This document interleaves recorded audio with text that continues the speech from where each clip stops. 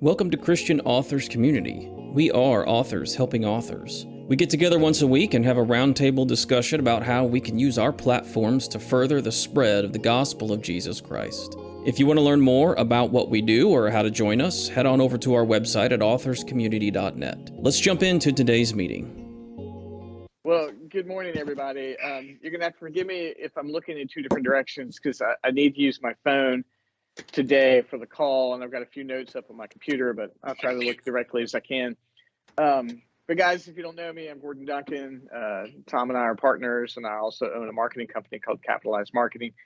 And this is one of my favorite topics. It really is. We're going to talk about the personalities of social media profiles, of the different platforms. So don't hesitate to interrupt me. We'll let someone be moderator. Nancy or Tom, if you can see if there's questions in the chat, if you would. I just can't see the chat while I'm on my phone. And so, but thanks so much. I got a chance to give this talk yesterday to about 30 business people. It was really nice. It was good to see the interaction. So I want you to be ready for all your questions. I gave this talk about a year ago. It's drastically different than it was a year ago. And we have talked about algorithm changes in Facebook, but there's a lot that has changed since the big hiccup in October when Facebook went down for 24 hours. The analogies are going to be very similar. So if you've ever heard this before, please forgive me. But applying this will transform the way you approach social media. And I'm going to assume I'm not going to assume everybody here wants to use social media, but if you're intending to promote in any way on social media, this is going to be really effective for you. I'm going to jump in. We're only going to talk about Facebook and Instagram for the scope of this. I think I'm talking next week as well. And we can branch out to other platforms if you like. But everybody good? Everybody got the direction of where we're headed? Everybody good? All right, let's jump in.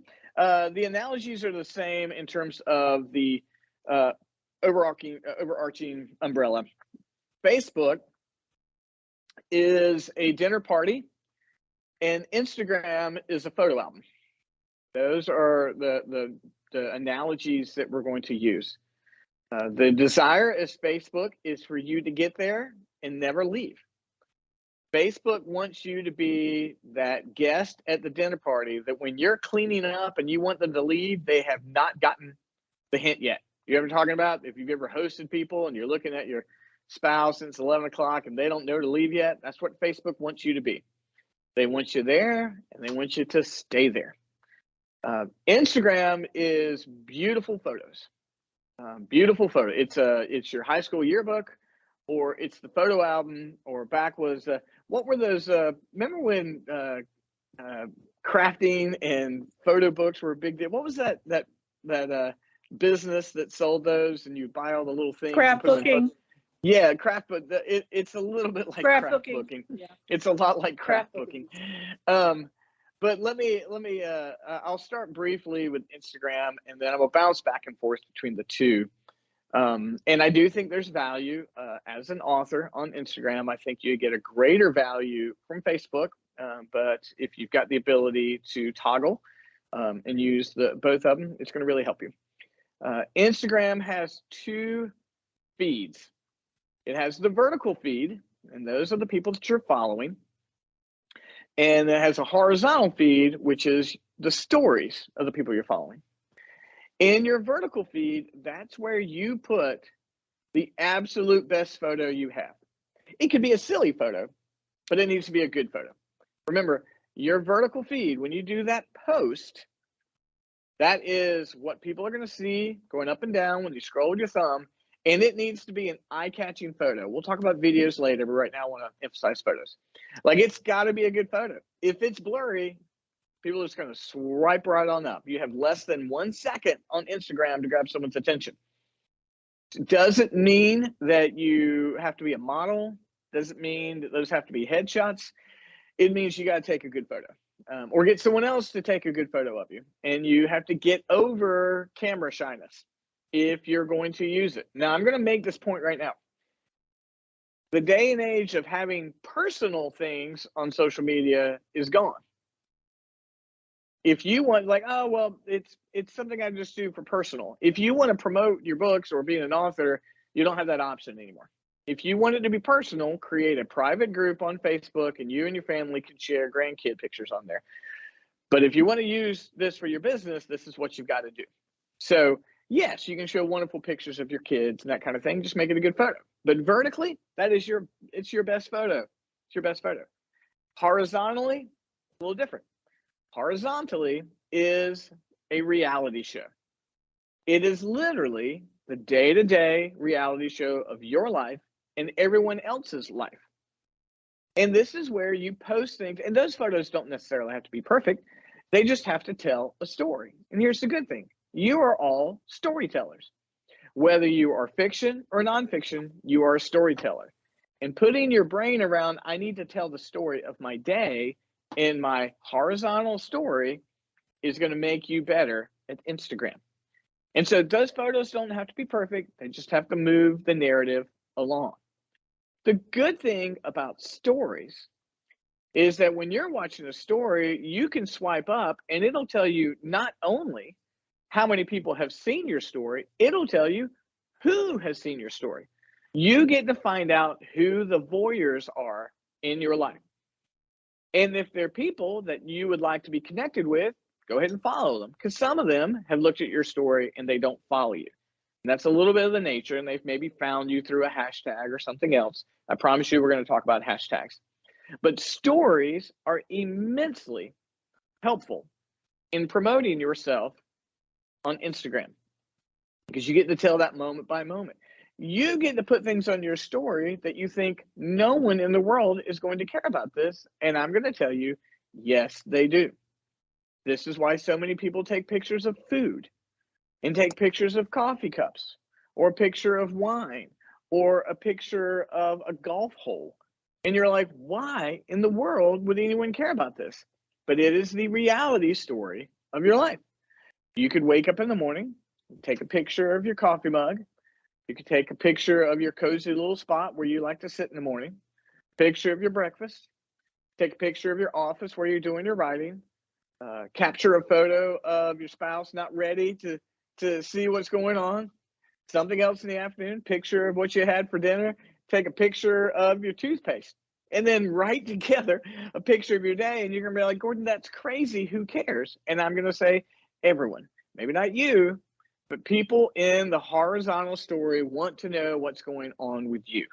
And strategically, you can share what you are, what you do, what you care about, what you're working on. So that's the brief. We're going to come back. That's the brief overview. We got vertical. Those are those really good photos.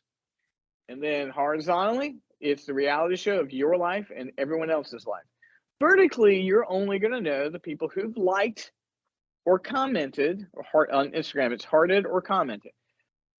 You won't see everyone else who scrolled by, but horizontally, you get to know the exact number of people who've seen it. And if you swipe up, it's even going to tell you their names. And so you can really get a sense of who is following you on Instagram. Okay, that's brief. I'm going to give you a little bit more before we go to questions, because there's a lot more there. Let me hop over to Facebook real quick, and then we'll take some initial questions. Facebook is a dinner party. Facebook wants you to come to the dinner party, spend some time at the table, laugh, interject with others, ask people questions, have something to say, post something, that's your contribution to the dinner party, hang around again, like, thank you, give waves, talk for a while, and then leave. What Facebook doesn't want you to do is to run into the dinner party, throw your casserole on the table, and then run out. They will not reward you for that. You are a rude dinner guest, just like as if you were hosting this party. Many of us have a tendency to do that. Oh, I need to post something on Facebook. Let me pull up the app. I'm going to post this, and then I'm going to leave. And no one cares whatsoever about what you said, because Facebook's not going to share what you just posted. If you have great Facebook interaction, 16% of the people that you are friends with are going to see what you posted. 16% is fantastic. So if you've got 1,000 friends, maybe 160 of them are going to see it. But I promise you, if you just open that app, post a comment, and leave it, almost no one's going to see it. And almost no one is going to like it or interact with it because you haven't liked or interacted with someone else. I used to have something called the 10-10 rule. It probably needs to be the 30-30 rule. I used to say, get onto Facebook, like, comment, wish people happy birthday for about 10 minutes, then do your post, then hang around for another 10 minutes and leave. That's not a bad rule. However, with the way Facebook's going right now, you really need to spend about 30-30. And you're like, Gordon, I don't have an hour to spend on Facebook. I'm like, well, that may be true, but if your goal is to grow your presence and your profile and everything else, it's what you have to do. Now, let me offer one more thing, and then we can take some initial questions and I'll go back. I get asked all the time, is there value in having an author page and having a personal profile? The answer to that is yes and no, and things have changed drastically. Before October, when the great blip happened and Facebook went down for 24 hours, you could get fairly good interaction on an author page. Now you will get almost no interaction, and you may have seen that your numbers have dropped drastically. Well, part of the blip in October was the change of the Facebook algorithm. So now if you want anyone to see what's on that page, you have to update it regularly, and you have to pay for a Facebook ad. You're going to have to pay for someone to see it. Do I suggest you have one? I do. It's not going to be your primary approach on Facebook. People want to see like an author type page, but it's not going to be your primary engagement. Right now, if you want people to find you on Facebook, your personal profile is where it's going to happen. The day and age of that being your private spot on Facebook and your author page being the place where you grow being an author, those days are gone. If you want people to see that you're an author, it's on the personal page. You have to grow that. Now, you can't every day go, I'm an author, buy my book, buy my book, buy my book. You've got to grow a community who you then have the right to talk about your book. Again, go back to the dinner party. You have to talk to other people at the dinner party. You have to interact with them. You have to say, you know what? This is the best chicken pastry I've ever had in my life.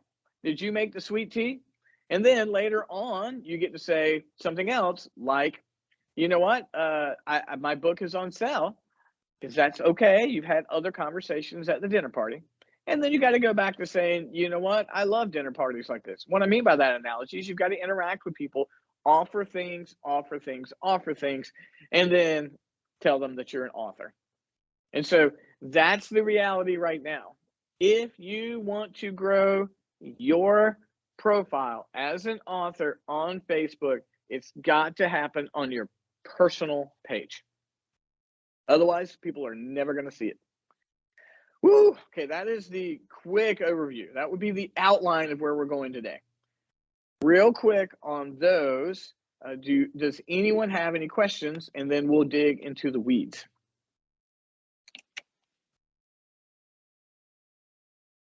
Gordon? Yes. On yes. Facebook, which I used quite a bit until the changes kind of, and then I've kind of dropped a little bit off as I've spread out to other sites.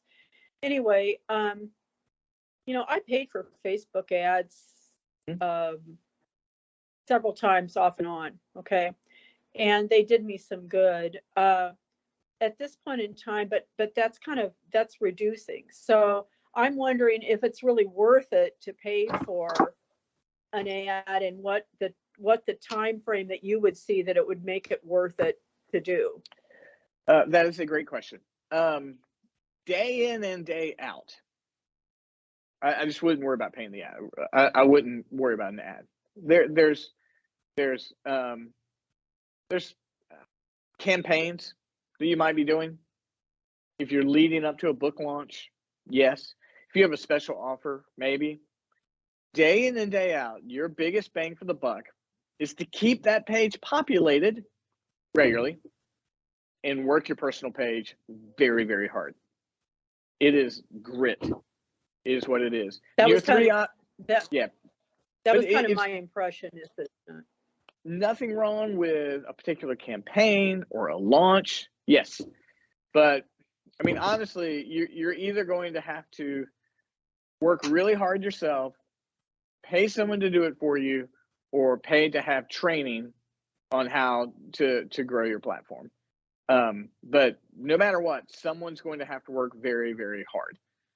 But right now, I wouldn't recommend ads unless you have a particular campaign. And again, it's great. I mean, campaigns are necessary. You got a big book launch and you want to get things out there, or you've got a giveaway or something, go for it. But right now, right now the sweat equity would be worth more than the cash spent. So thanks. Anyone else?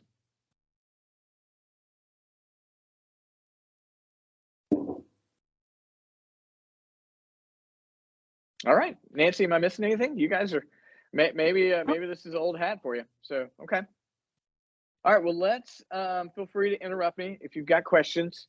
I want to sit on Facebook for a little bit and give you an idea. If I'm telling you that you've got to do a 30-30 or even a 10-10, I want to try to help make that more effective for you. Okay. Let me offer this to you, this caveat. How do I say this without sounding contradictory? You have a right to post any single thing you want on your page. Just gonna let you know that, okay?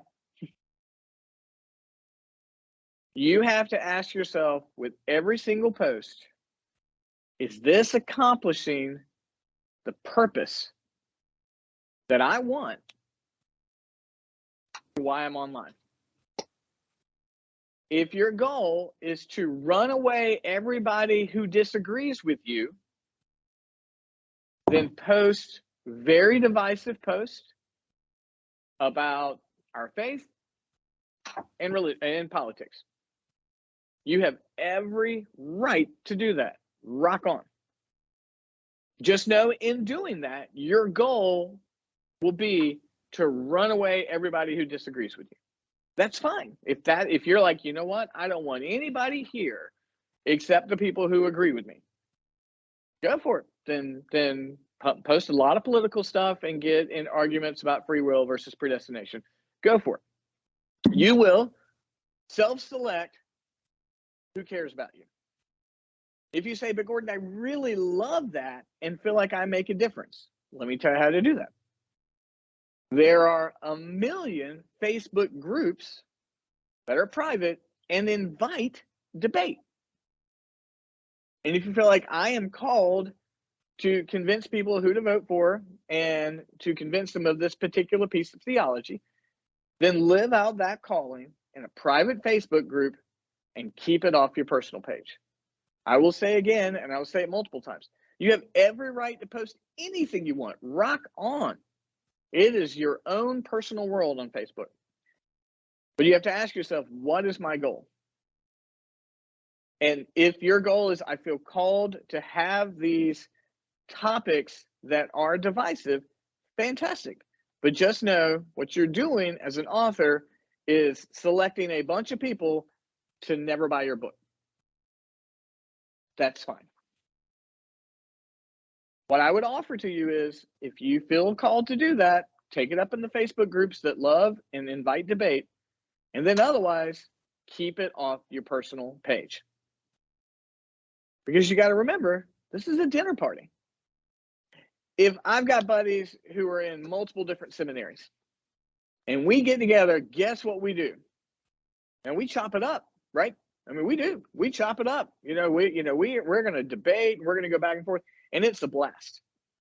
But if I get invited to some new friends that I have met in the area to go out to eat, I'm not tackling that topic with them.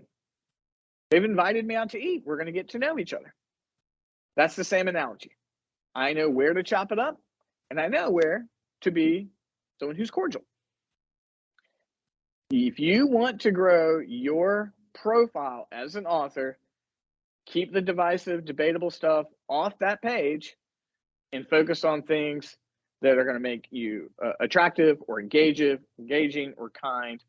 Just remember, there are multiple rooms on Facebook. You got to choose which room you want to be in. But you have every right to post any single thing you want. Rock on. So just a word of warning, okay? If you want to get the best engagement you can on this 10-10 rule or 30-30 rule, let me give you an example. You wake up and maybe you don't check Facebook first thing. Wait a minute, Joseph, what was your, I did see a raised hand there. Yes, sir. Joe. Well, I have a question for you about this divisive topics and that kind of stuff. Maybe I'm just being naive, but why in the world do people put that on there? Because, I mean, that is the biggest turnoff for me. The divisive stuff. I'm so sick and tired of predestination and free will. And I am so sick and tired of the King James Version as being the only word of God. And, you know, I'm just, it's a great question, Joe. And when I was in seminary, I loved nothing more than making my Facebook page, a mixed martial arts match. So a couple of things. Some people do feel that that's their calling. Some people feel like they have wisdom to offer in that area. And online is the place to do that. Some people feel called that that's what they're called to do.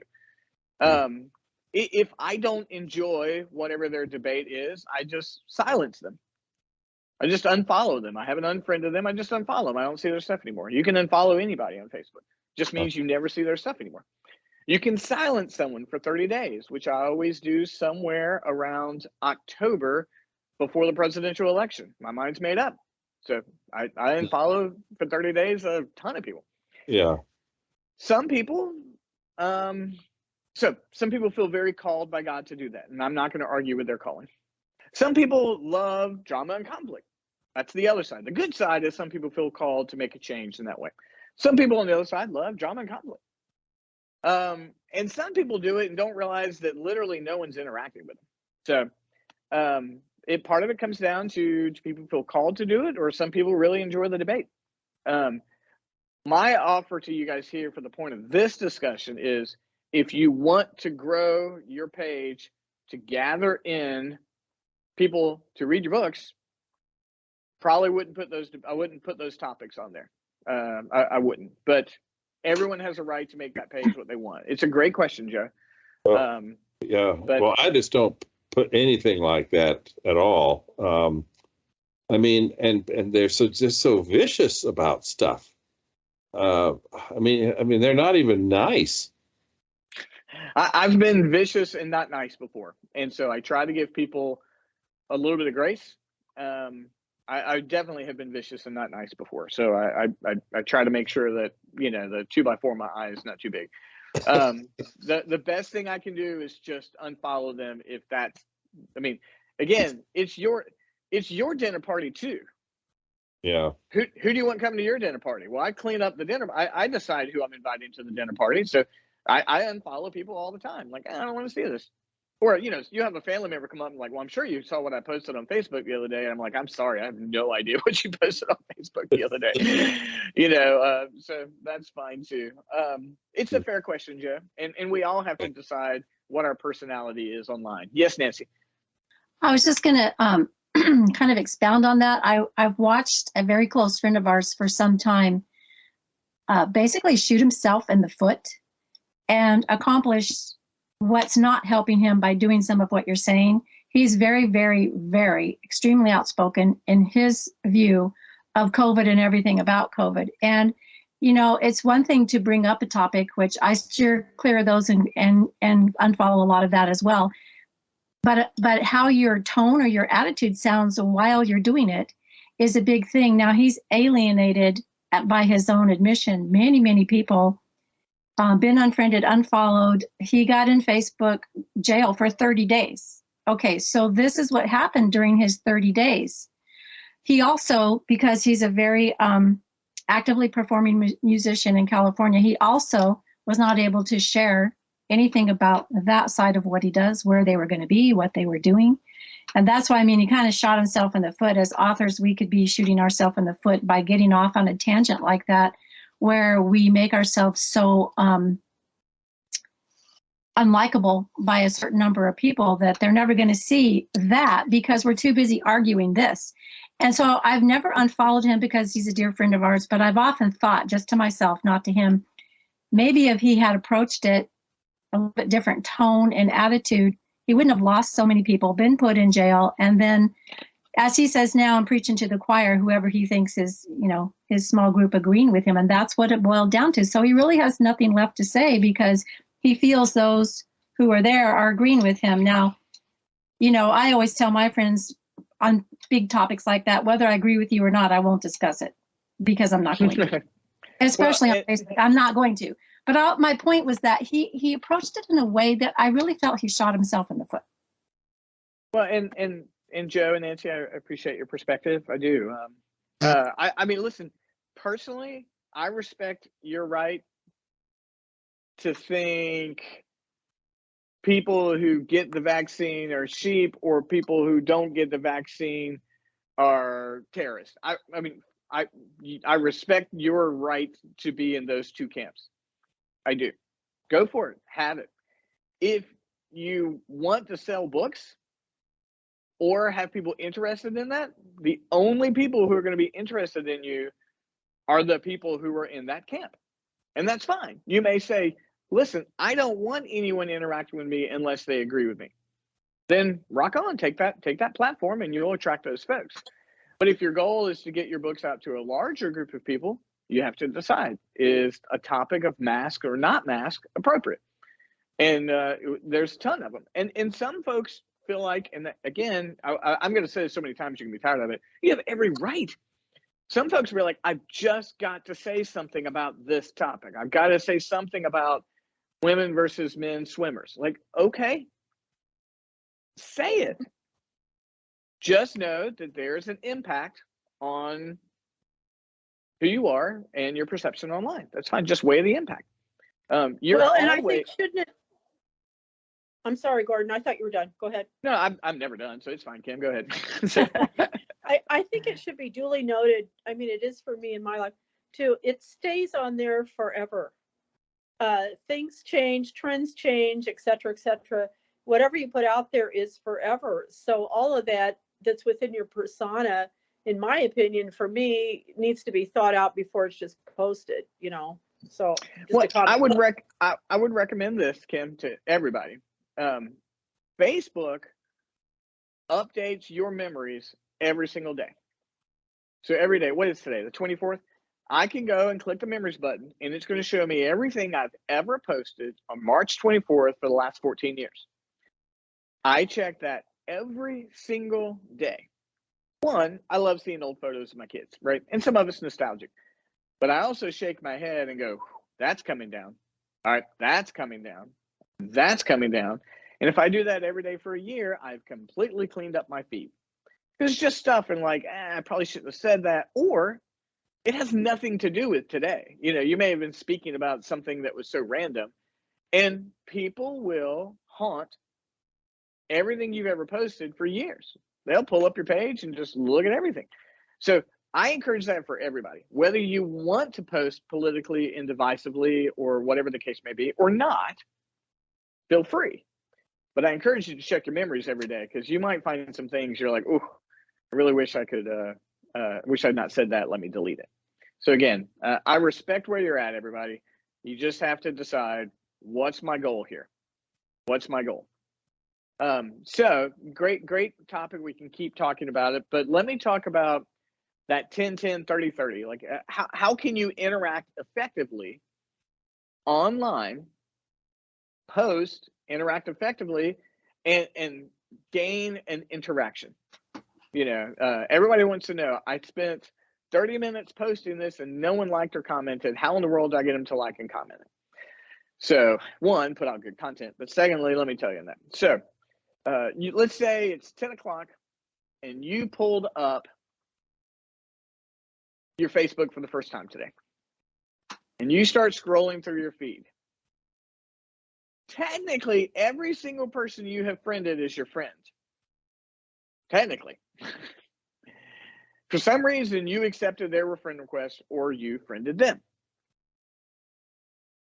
For 10 minutes, I'd like for you to do a couple of things. If you never intend on interacting with them, unfollow them or unfriend them. Otherwise, they're taking up your time and your space. Unless you just want to be, a voyeur and see what's going on with their life. But if you're like, oh, I would never comment on anything they had to say, then just unfollow them. They don't get a notification of either of those things. You can unfriend or unfollow. They don't get a notification. They might figure out at some point in time you've unfriended them. But if you're never going to talk to them, just unfollow them. Clean up your feed. I decide who comes to the party at my house. And if I know they're not coming to my dinner party, then I'm just going to unfollow them. But here's the key. If they are your friend you're going to interact with, leave a comment for every single person for 10 minutes. Now, you might click like. That's the equivalent of a head nod at the dinner party. And Facebook's not going to honor your head nod. They want you to be a contributor. So for 10 minutes, comment on everybody. And everybody who comments to you, comment back. Not just a like. So you put a post up, and it's a beautiful picture. Nancy, was that a sunrise or a sunset the other day? And Sunrise. Beautiful sunrise.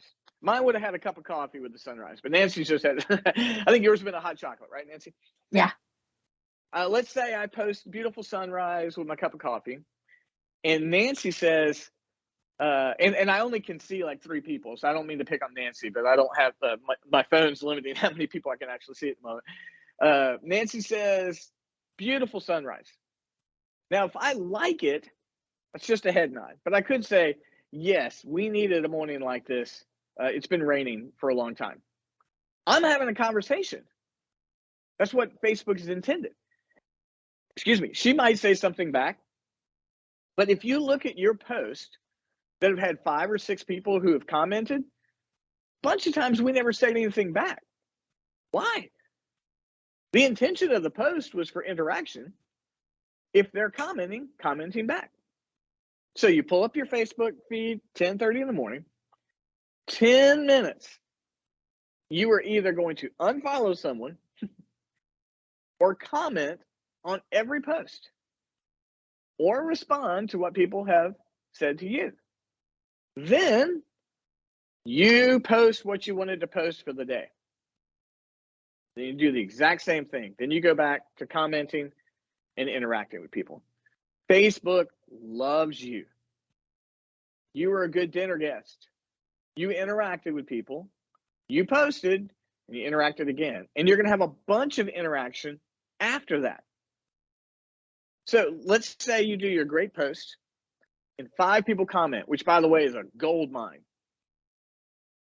If you comment to each one of them, all of a sudden you have 10 comments and you are alive in the Facebook feed. Why would you not respond to a comment? It keeps you going. You're alive in the feed. So being strategic on Facebook is just that. Being very, very strategic. Clean up your feeds, everybody. If you don't like someone, unfollow them or unfriend them. So if you like them or you have a reason to be connected with them, comment. Say something.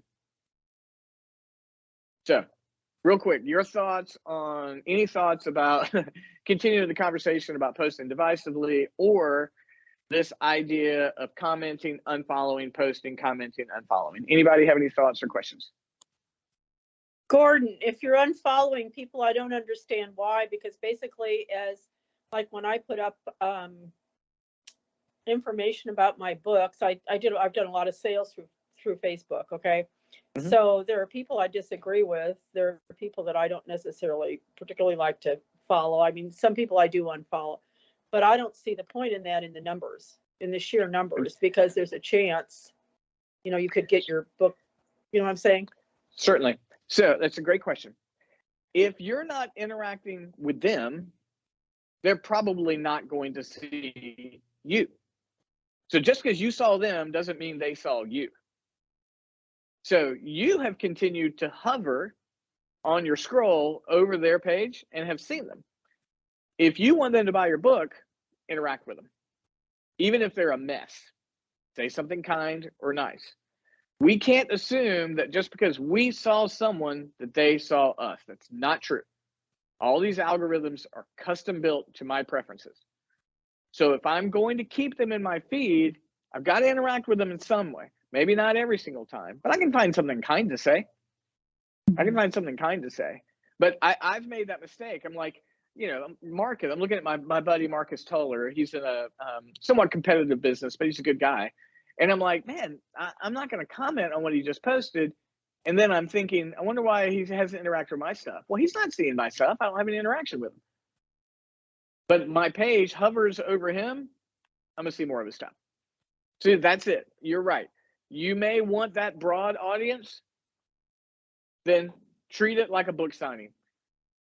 You may not agree with the politics of the person in the book signing, but if you went and shook their hand and spoke to them, they might be interested in buying your book. Then go shake their hand and speak to them. Because again, you're politicking out there. If your goal is to raise your profile, go talk to them. But if you're not going to, just clean them off your feed. If you're not interested in them buying a book buyer, it's a great question. Thank you. Other thoughts?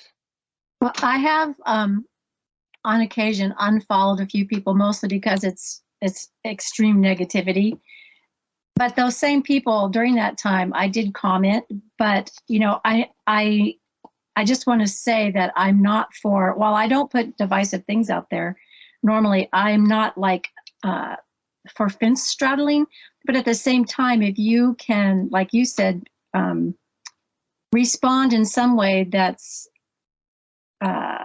responding without really getting into that topic, or just responding in some way that you're commenting, whether you know by what you read by them that you may think they're not interested in anything you would have to write, that's in your books. But my thinking is, if you've built a relationship with them somehow on their, not level, but on their content, and you've interacted, and at some point they may want to buy one of your books, and then through that, you've gotten your message out.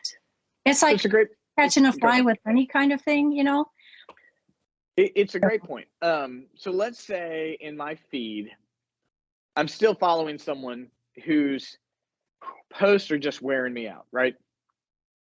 And let's say we're in October of an election year. I've already made up my mind, right? I mean, sometimes we like to get angry and we just like to look at posts on the other side and like, I don't care if they buy my book for the next 30 days. I really don't. I'm just going to snooze them for 30 days. I'm going to give them a pause because they're in that person is in a season where there's literally nothing they post about that's not divisive. There's nothing I can say, well, I'm just going to put them on a little break. They'll come back, but it's just, I just can't deal with it. So snooze people for a little bit. They're like, I don't care if you buy my book for the next 30 days. You got to go on a break because I just can't handle reading your stuff every single day, or whatever the case may be. So you're right, Nancy. Find something nice to say, or give them a break for 30 days if you don't want to unfollow. If you don't want to unfollow or unfriend them. So make your feed an enjoyable place to be. And so that's what my Facebook feed. I just do my best to make sure every single person I see, it's an enjoyable place to be. So. Great comments to everybody, Nancy and Kim and Joe. Anybody else on this? I was just going to say, Gordon, as I told you one day, I don't know how many other people are like me, but sometimes it's a scary place to be, and I feel insecure about what to say or how I'm going to say it, and what could come back. And just as an example, quite a few years ago, I put up a post that was nowadays I wouldn't put up this post, considering what I've learned, but it was about something in our little community right here.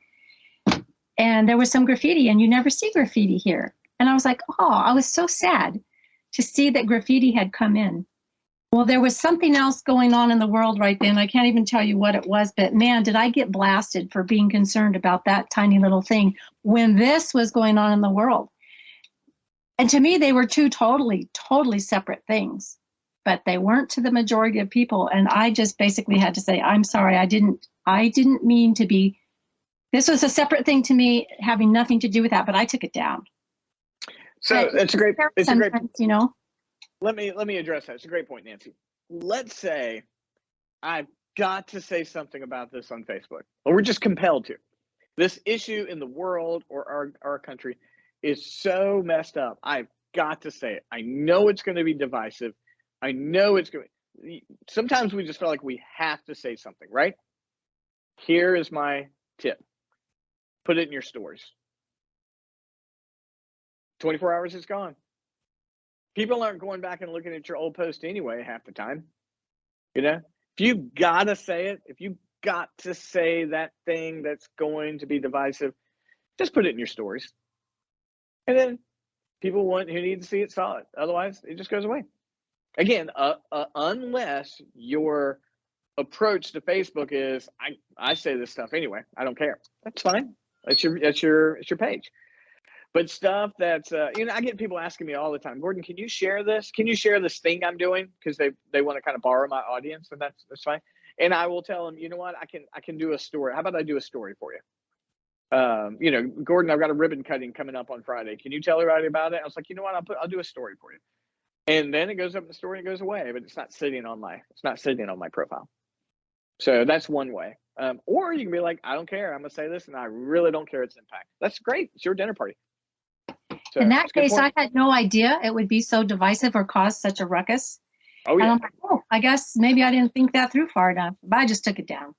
Yeah, you're like, wow, that escalated quickly. I didn't see that happening, right? I mean, it's just, you'll be stunned sometimes when, so yeah, it's stunning how things can go off the rails in ways that we didn't intend. Last question is about Facebook for today, and then I'm going to hop over to Instagram. All right. I know that many of us, at least an interaction I've had Gordon, a lot. Gordon? Yes. Gordon? Yes, sir.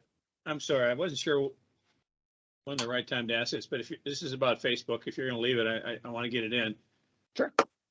You know, we ran a campaign a short time ago, and I had no idea what to expect. I'm happy to say I was able to mail 19 books to 19 new people, some of whom I'm having some great interaction with now that they have started to read and gotten into the book.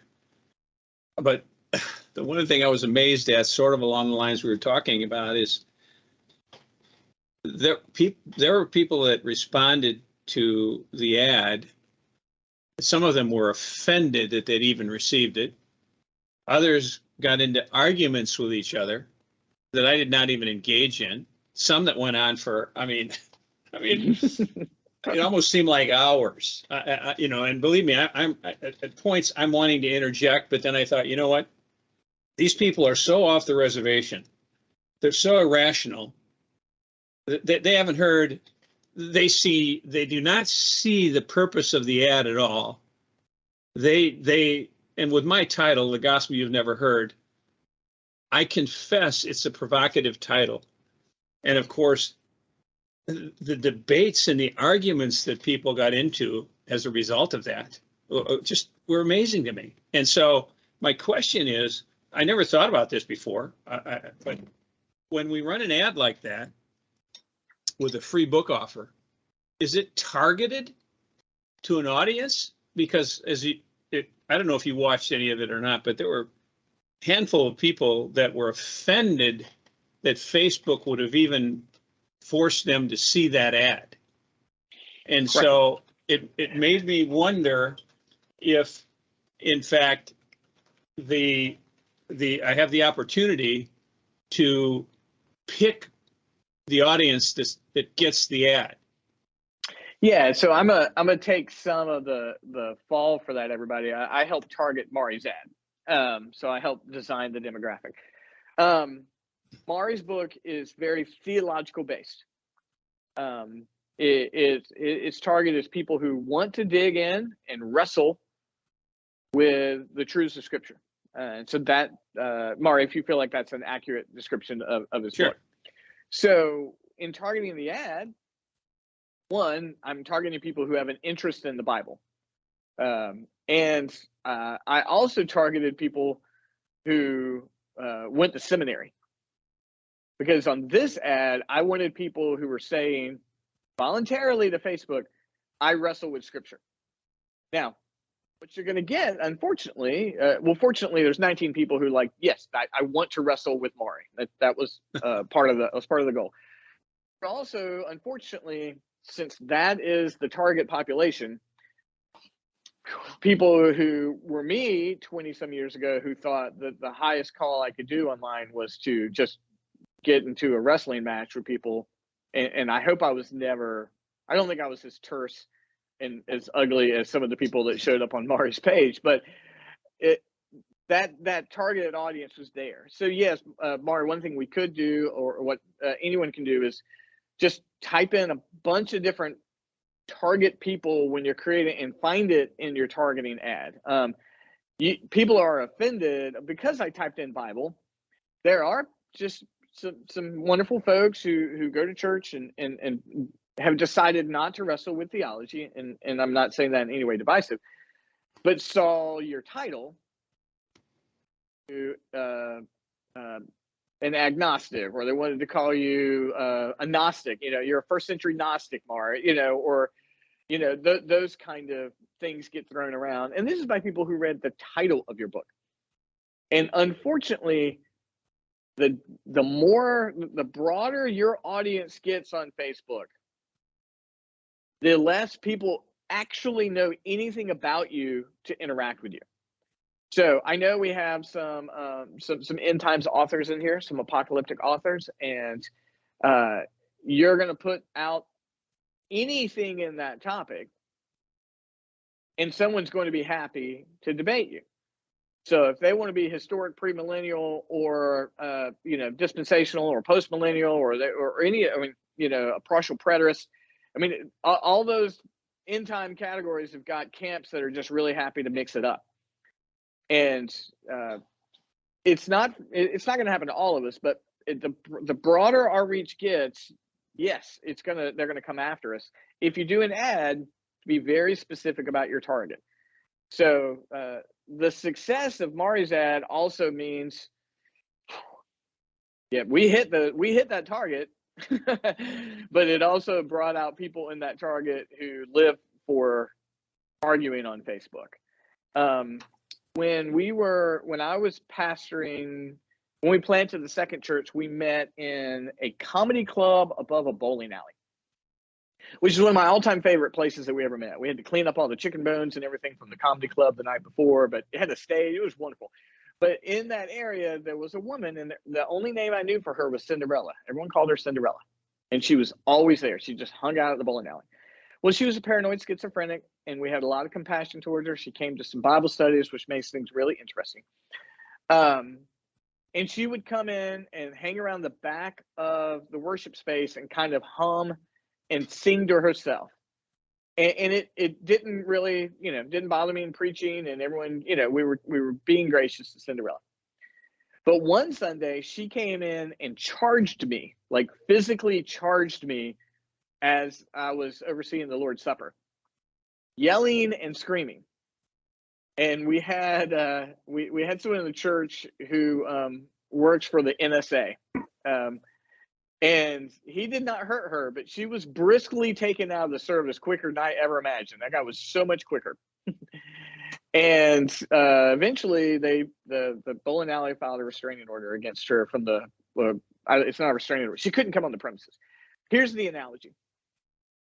In your posting of things, you're going to have people come and interact with you that you have some grace towards and sort of tolerate how they might interact. But at some point in time, if they cross that line, you've got to choose to block them, remove them, delete a comment, because it's still your dinner party. So that's just a word of advice.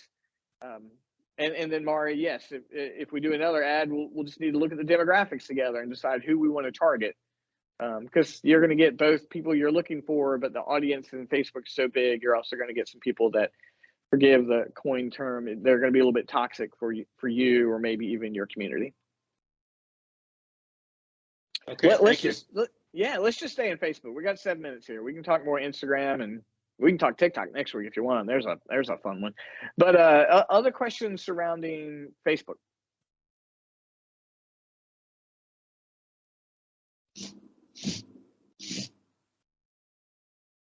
Let me give you a new tip. Let's say you've shared, let's say you've written a blog post that you want everybody to read. And Nancy, this is going to be the opposite of what I told you earlier on in the week, but the algorithm's this fast.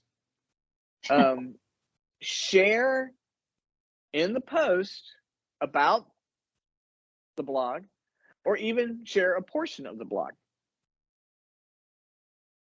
Share the photo of your blog in the post, and at the bottom say, if you would like to read my blog post, you'll find the link in the comments.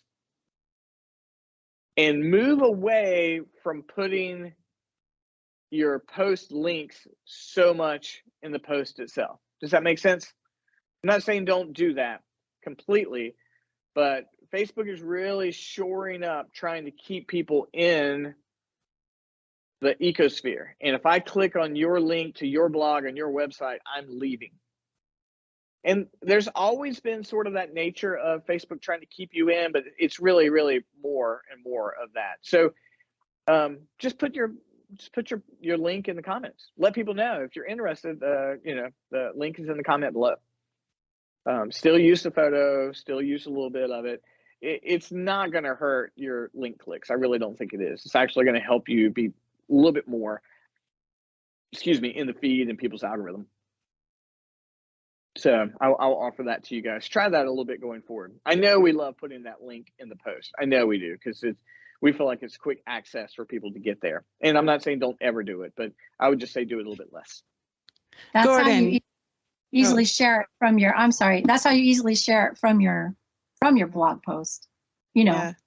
It puts it in I know. that way, but you can do it differently. I just always thought it was a good idea because it took them back to your website. But go ahead, Sherry. Yeah, I've known that trick for years. What I've been concerned is I didn't find that seemed to help much, that I assumed Facebook was watching for the link in the comments and penalizing me for that. Are you saying it's still an improvement over putting it in the post itself?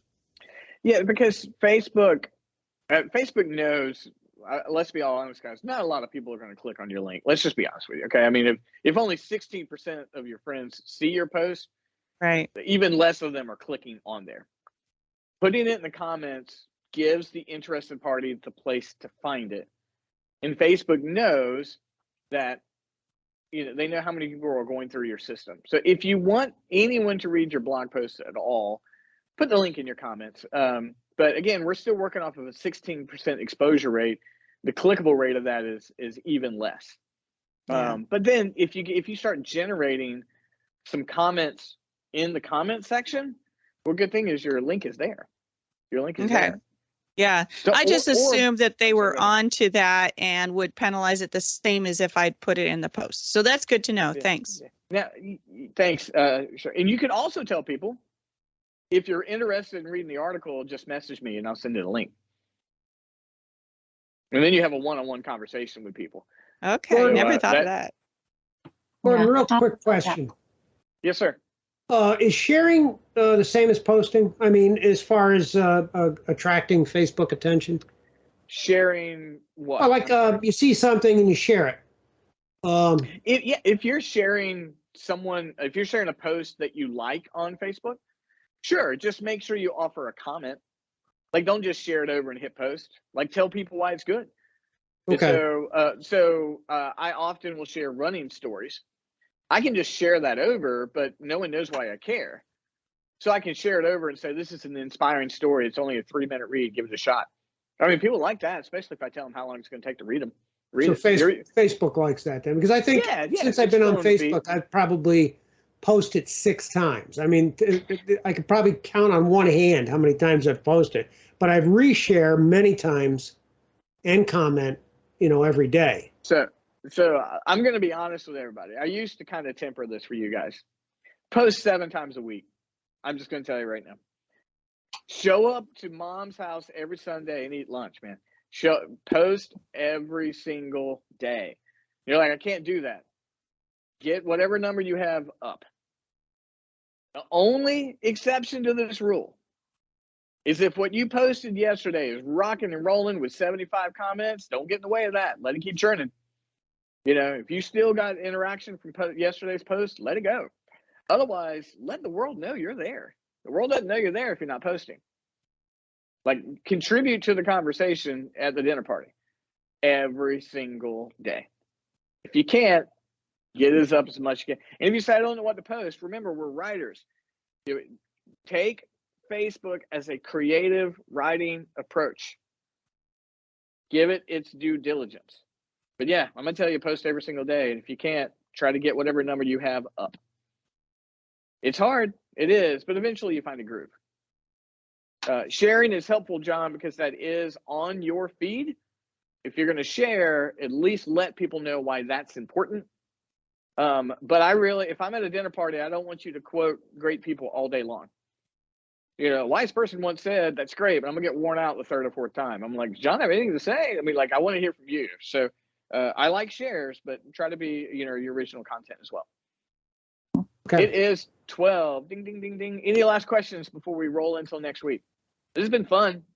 Mari, I've tried to speak more calmly and evenly today. I didn't want to come in blasted with caffeine. I'm doing my best today. So, anybody, any last questions or anything? Tom, what did you do? Did you go fold the laundry? You just kind of you went dark the entire time and then you just showed back up. I think you just went and had lunch and then came back. I was here the whole time. It's okay. I'm just but you have to remember that I also edit these. I know. So I get 2 shots at it. I'm just feeling a little punchy today. Sorry. Anybody got any last questions? I'll be glad to tackle 1 or 2 more before we get out of here. Maybe 1 more. I'm hungry. Well, it's been a blast, guys. Yeah. Thank you so much. As always. And for everybody who's on Microsoft Teams, I know I've been completely absent this week. I'm hoping to get caught up tomorrow. I'll share with you, if you care, at some point in time, what's going on in my world. Fun stuff, but very, very busy. I hope to get caught up tomorrow. Guys, next week, if you've got more questions on this topic, I'll be glad to address them. I want to broaden it a little bit into some other areas. And I know there's a ton of wisdom in these areas outside of me. So if you guys feel like you've got something to contribute, don't ever hesitate to interrupt me. I don't mean to dominate the conversation too much. That's okay. We like listening to you talk. Yeah. Thanks. My first church didn't. That might be too dark. Sorry about that. Oh. Yeah. Every pastor has thought that at some point in time. All right. Good stuff, Gordon. Appreciate it very much. Sure, guys. And great to talk to you. I'm caught up on the videos, so this will go up sometime today or in the morning. So. Okay. Very nice. Okay. Bye. All right, guys. Great seeing you. Bye, everybody. Talking to you. Bye. Thanks. Take Have a care. great Guys, week. next week. Thank you so much for joining us today. If this topic has helped you out in any way, we'd love for you to take just a second and leave us a comment or leave us a thumbs up on the video.